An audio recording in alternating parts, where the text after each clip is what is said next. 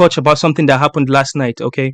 So we had a fight last night. Marc Diakese was in the prelims of the UFC London card, and his fight got ended unceremoniously. It was a daft choke.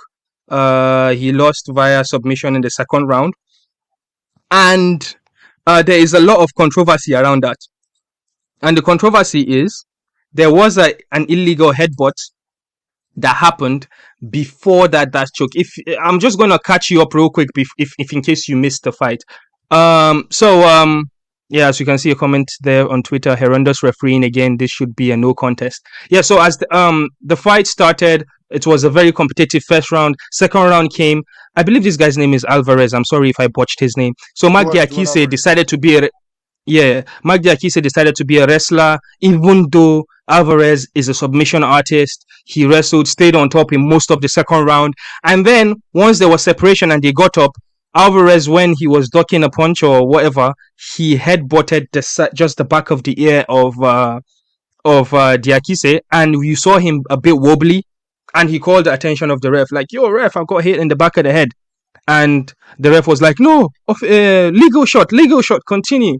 And that was how he got to he got taken down, and he got finished on the ground with daft choke.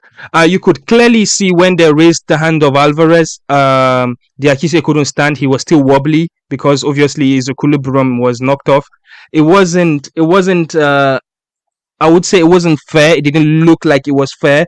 But Toby, what did you think about the officiating or about that decision? Do you think it was a mistake, and do you think this was a no contest, or would you say it's fair to Marc Diakese? It's definitely not fair to Marc Diakese.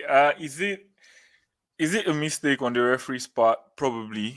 He probably didn't see it, but the fact that he was saying fair shot, it's legal. I mean, what exactly did you see? What are you referring to as legal? Like, it was a headbutt. It was not like it was a punch or something. That's the part I was struggling to, make sense out of. How the referee did not see it, I honestly don't understand, because it was kind of blatant. It was right there, and the fact that it led to the submission makes everything even worse. I was reading online a couple of writers. Yeah, go ahead. Okay, so a couple of writers were like, they can still overturn it to a no contest.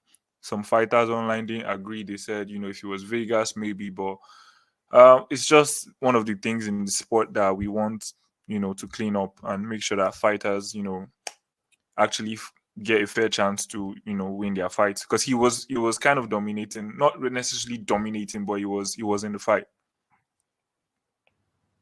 Yeah, I'm just going to say, after the fight was over, I think fight observers, they came and looked at the replay.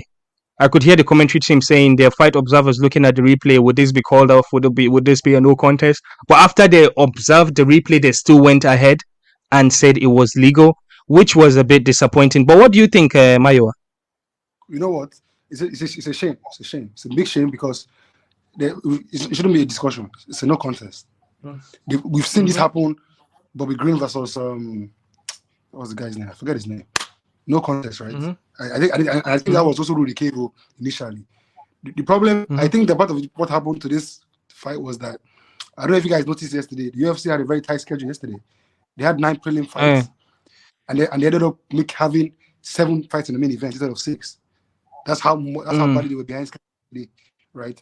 And I think that them being behind schedule yesterday changed the review of that fight, because I think that was the last fight or second to the last fight. No, the second to the last fight of the prelims, yeah. Right. And at that point there was still 2 fights to go. Like, again, they ended up moving 1 fight to the main event, making 7, right? They were very, very behind schedule, right? And I think part of that also affected the next fight, which was why that fight was stopped 2 seconds to the end. Because I think it was like, at this point, anything we go make this thing go front, right? That's what need to happen. And I just think that affected, and it's going to be hard to overturn. That's why this thing, they have to get them right in the cage. Because once you don't get them right in the cage, and you start going to appeals, it's hard to overturn it. And just going to talk one point here before we move. Like, it's unfair to fighters, most especially the guys that are on like 10-10 or 20-20 contract, those ones that they actually get a win pause, to show and to win. So now all the camp, all the stress that Marc Diakese went through, right? He's going to lose out on the purse. A fight that he looks like he was going to win by unanimous decision.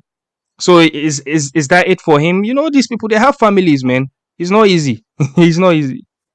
He just bought a house. Remember that they announced it in the because he just bought a house. So you know, you need when you buy a house, you need that money to become so that you can furnish it. That's so my guy. That's so my guy. Yeah, let's just quickly jump into one because I think we spent a lot of time talking about UFC Africa. So let's just quickly talk about Cedric Doumbe.